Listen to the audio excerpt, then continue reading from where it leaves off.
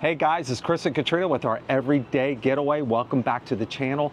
We're really excited to let you guys know that we are doing, once again, we're doing a monthly collaboration. But here's the good news.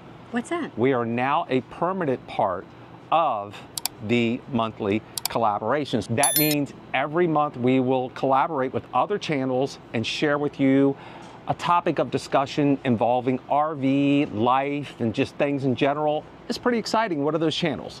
Those channels are the Wayward Wags, Happy Place Diaries, the Brazen Brits, and the Roadsmiths. And who's this month's special guest is? This is our adventure with Joel and Tanya. That's right. So when you're finished watching this video, do us a favor, do us a solid, Getaway Nation. Go down in the link below and check out their videos. I'm telling you guys, you're gonna love them. They're hilarious. They have great insight. They got a great sense of humor. Check them out. They're gonna share with you some great, valuable information. And this month's video is about, and we're gonna cover it from top to bottom. That's right. Getting ready for the upcoming camping season.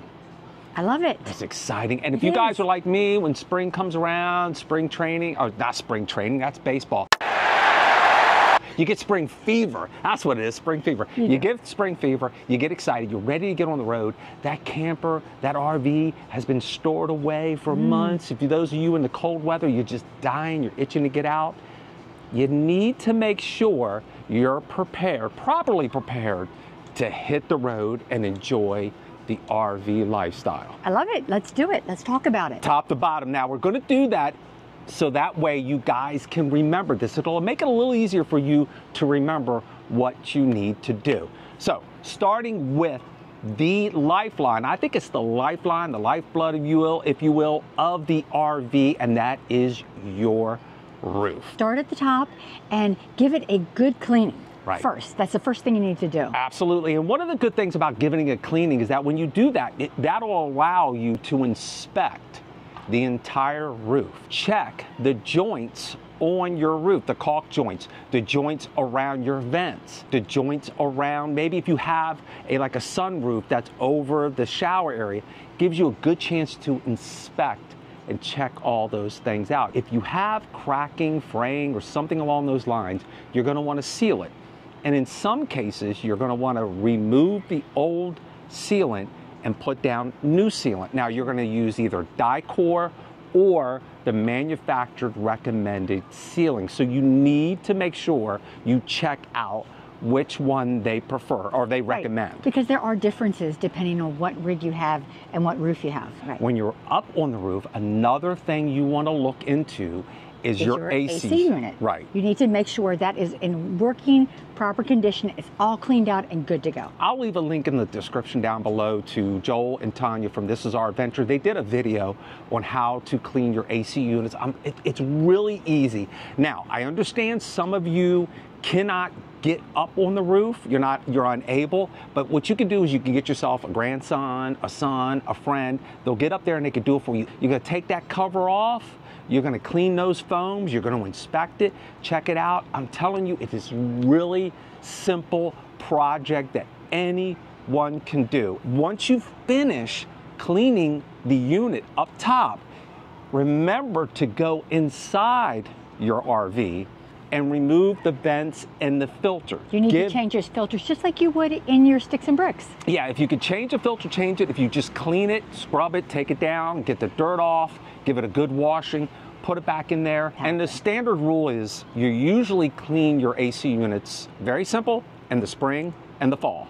Right. All right, now you can clean them more than that if you want to, but give it a good cleaning at least twice a year and you should be okay. Now that we've got the roof taken care of, we cleaned it, we checked the caulk joints and we checked the AC units, what's next? Definitely the awning. The awning needs to make sure it's in working condition, that there's no rips or tears, and that it also is clean. Because what happens when it's not clean? It smells. It stinks. Terrible. Now there are two different types of awnings. There are the cloth awnings and they're the vinyl awnings. Now the cloth awnings, what you would like to do is just get some water and some Dawn and cool water put a mixture in there, get out there and give your cloth awning a good scrubbing, top and bottom, and then spray it off and let it air out and let it dry on a good, nice, sunny day. Right. Your vinyl awnings can really stink. Now, one of the things I've done that I like to do is I will take a mixture, a half a cup of Dawn, a half a cup of bleach, and a gallon of water. Now, I have one of those little spray gizmo things, like, what do you call those? It's a spray gizmo. Yeah. You pump it, you know what I mean? use them for like when you're outside and you're taking care of your weeds and stuff in your lawn. Right. Take that, give the awning a good spray underneath and on top. Just soak it real good. Roll the awning up, let that awning sit for at least an hour, maybe a little bit longer. And then what you do is, as you get it out, let it back out after an hour, you can take a brush and clean off real easy. Give it a good cleaning, brush it, spray it down, it'll smell like new, because the last thing, an awning can stink. It can stink. Absolutely. And it gets mold and mildew, it can reek, and it can take away from your enjoyment of sitting outside. And it looks terrible. Yes, we got your roof, your awning, what's next? I would think the next thing is your water system. No. You're fresh. No, You're fresh. not your water system. What's the next thing? You forgot the slide out. Oh, shoot. That's right. I did. Top the to bottom. seals. The sealants on your slides. Really, really important to keep those nice and soft and flexible so that you don't have any issues with those. I have the 3-in-1 spray lubricant that I use to clean it. Some people have different methods, and that's all well and good. The thing about your slide out seals, clean them on the outside and the inside. And by the inside, I mean, when you put the slide out, the easiest way to clean them is once you got your slide out, you can get to the seal. Lubricate your rag and just pull the seal back a little bit, get behind it and run it up and down, and then do the outside. Give it a nice cleaning. Now, there's no such thing as cleaning this too much. So if you want to clean it once a week, every week, that's cool. The more you clean it, the better. You want to maintain those seals because it's so important to have that protection from the outdoor, the outside element. Once again, it's a simple project to do. It takes no time at all. Okay. That's why Katrina does them all that. But just so you know, Katrina does all this stuff while I sit back and kick back and have a cold one. Not happening. The next thing we want to do is we do want to take care of our water system. So we want to look at the fresh tanks. Do not confuse the freshwater tank with your city line. When you go to any kind of park and they have a water system, you got your city water, you take your hose and you connect it. That's the water coming from that water source. If you don't have that, you have to use your fresh water tank. Now, your fresh water tank could be 20 gallons, 100. We have 100 gallons here on the Class A. So you need to sanitize that. How do you sanitize that? Well, you're going to take a solution of some bleach and some water. Now, the amount of bleach you use will vary based on the size of your tank. You're going to put that solution in there. Make sure you bypass your water heater and let that sit. Now, they tell you to let it sit maybe at least 12 hours, but you know what? Just do it for 24 hours. Do it overnight. Let that bleach solution sit in there and then run it through the line. And then eventually you're going to flush out the entire system, get that bleach out there, and it's going to prevent any mold buildup. And I know most of us don't use the water from the freshwater tank, but every now and then you may have to. So maybe you'll take the water from the freshwater tank and run it through a Berkey. You do, or you want to make ice cubes in the ice maker in the freezer. It is so important. So do this at least once a year, just for peace of mind. I'll put a link in the description down below to a video to show you how to do that.